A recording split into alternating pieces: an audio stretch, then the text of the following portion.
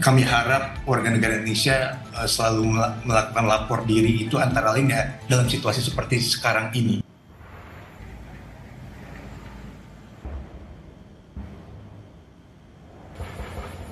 Yang Anda dengarkan adalah suara tembakan dan juga dentuman meriam terdengar di beberapa wilayah perbatasan Thailand dan Kamboja. Sejumlah warga di wilayah Provinsi Surin, Thailand ini berlarian menyelamatkan diri ke bunker. Pemerintah Thailand menyebut ada lebih dari 50.000 warga di perbatasan diungsikan.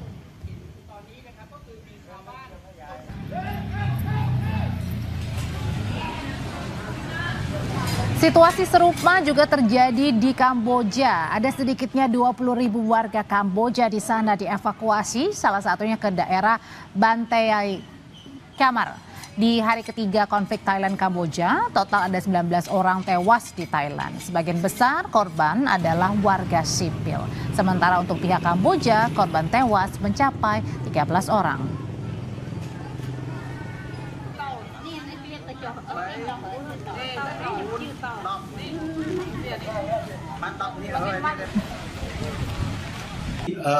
Dapat saya sampaikan bahwa pemerintah Indonesia terus mengikuti secara seksama perkembangan dinamika yang saat ini terjadi di perbatasan Thailand dengan Kamboja, dan tentu kita juga terus membuka komunikasi dengan kedua pihak di berbagai level, di berbagai tingkatan untuk dapat mendapatkan gambaran menyeluruh mengenai pandangan masing-masing terhadap situasi saat ini, karena tentu masing-masing negara memiliki versinya sendiri, dan tentu sudah sewajarnya apabila kita juga dapat turut membuka diri untuk mendapatkan informasi lebih lanjut dari kedua negara. Dan dalam hal ini dapat saya sampaikan bahwa Bapak Menteri Luar Negeri beberapa hari yang lalu langsung melakukan kontak dengan Menteri Luar Negeri Malaysia selaku Ketua ASEAN di tahun ini untuk terus mencari langkah-langkah yang bisa dilakukan oleh seluruh negara ASEAN untuk membantu dua negara tetangga kita nih, dua negara anggota ASEAN untuk dapat mencari solusi damai terhadap situasi yang saat ini terjadi. Nah, tapi kalau Pak Roy, sebenarnya untuk di zona perbatasan Thailand dan Kamboja yang sedang berkonflik ini, berapa banyak warga negara kita yang ada di sana,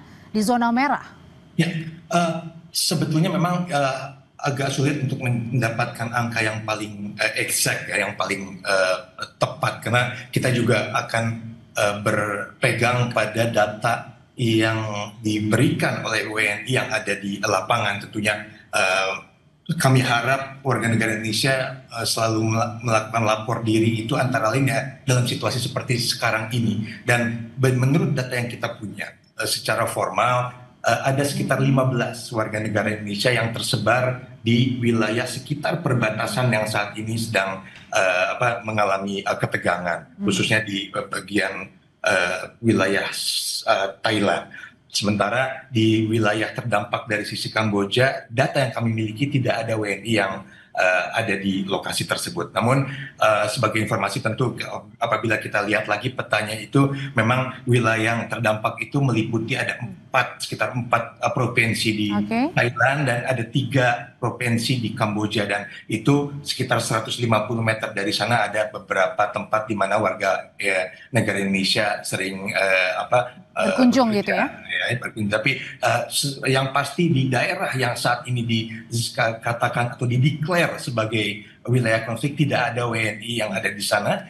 Semoga data ini data yang paling akurat, dan juga tidak ada laporan sementara ini yang menunjukkan adanya casualties atau warga Indonesia yang terdampak langsung. Oke, Pak Roy, ini kan Thailand, Kamboja masuk negara ASEAN, kita juga. Nah, sebagai masuk dalam negara ASEAN, sebenarnya apa yang bisa kita suarakan nih untuk bisa mendamaikan kedua negara ini?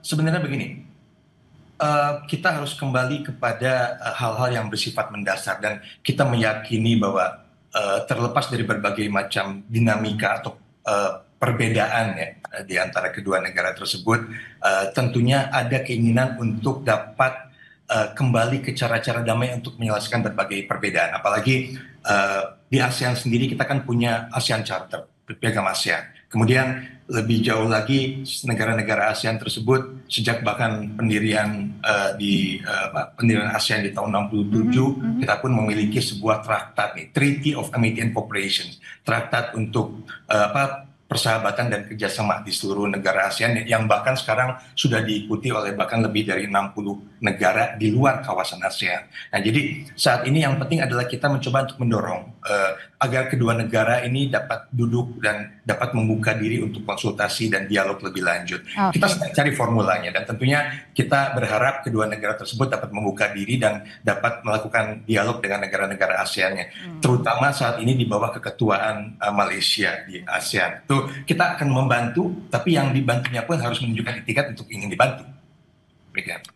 Oke, Pak, kemudian kita balik lagi ya berbicara masalah Thailand dan juga Kamboja. Nah, ini kan Thailand juga salah satu destinasi atau tujuan yang biasanya juga sering ya warga negara Indonesia pergi ke sana. Apakah ada imbauan khusus ini untuk tidak pergi sementara waktu, baik ke Thailand atau ke Kamboja? Yang pasti pemerintah Indonesia dalam hal ini melalui kedutaan besar di Bangkok, Thailand ataupun di Phnom Penh di Kamboja terus intensif komunikasi dengan WNI yang ada di sana dan komunikasi dengan simpul-simpul tokoh masyarakat yang ada di sana untuk terus mengetahui situasi terkini. Dan juga melalui kedua KBRI tersebut pemerintah Indonesia sudah mengeluarkan himbauan untuk tetap tenang dan waspada dan juga untuk sebisa mungkin menghindari atau membatasi perjalanan ke wilayah yang terdampak langsung. Saya repeat, saya ulangi, dari atau batasi perjalanan ke wilayah yang terdampak langsung. Artinya tentu di sana ada ruang untuk warga negara Indonesia apabila tetap ingin melakukan perjalanan ke kedua negara tersebut di luar di wilayah-wilayah yang saat ini sedang yang krusial ya. Berarti Dan juga tentu yang paling penting terus mengikuti pemberitaan dari sumber-sumber resmi, baik itu dari otoritas setempat ataupun dari informasi dari pemerintah Indonesia. Ya, Pak Roy, ini kan perang Thailand, Kamboja, konflik kepemilikan wilayah ini terjadi cukup lama dan sekarang kemudian memanas kembali. Nah, kemudian apakah juga dalam waktu dekat begitu bersama Malaysia juga akan duduk bersama nih negara-negara ASEAN supaya ini tidak semakin melebar konfliknya?